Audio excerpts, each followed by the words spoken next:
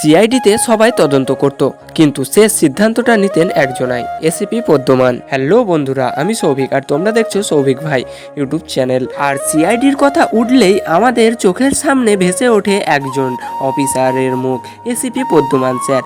একজন এমন অফিসার সামনে যত বড়ই রহস্য আসুক না কেন, তিনি কখনোই সহজে হাল ছাড়তেন না। সিআইডি টিমের প্রধান হিসেবে এসিপি পদ্মমানের চরিত্র ছিল অত্যন্ত গুরুত্বপূর্ণ। কোনো কেস হাতে আসার পর শুধু প্রমাণের দিকে তাকাতেন না, বরং পুরো ঘটনা শোনার চেষ্টা, বোঝার চেষ্টা করতেন।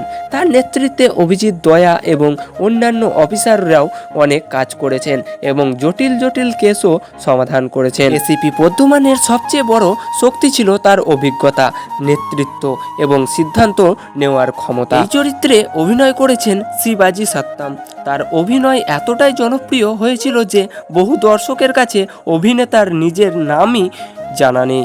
এসিপি পদ্মমান নামেই বেশিরভাগ দর্শকের কাছে পরিচিত তিনি। সিআইডি এর দীর্ঘ যাত্রায় অসংখ্য অফিসার এসেছে, অনেক চরিত্র এসেছে এবং অনেক রহস্যের সমাধানও হয়েছে, কিন্তু এসিপি পদ্মমানের চরিত্রটি সিআইডি এর পরিচয়ের সঙ্গে যেন মিশে গেছে। আর একটা বিষয় সত্য, সিআইডি এর রহস্য যতই কঠিন হোক, এসিপি পদ্মমানের সামনে সেই কেস শেষ না হওয়া পর্যন্ত তদন্ত থামতো না।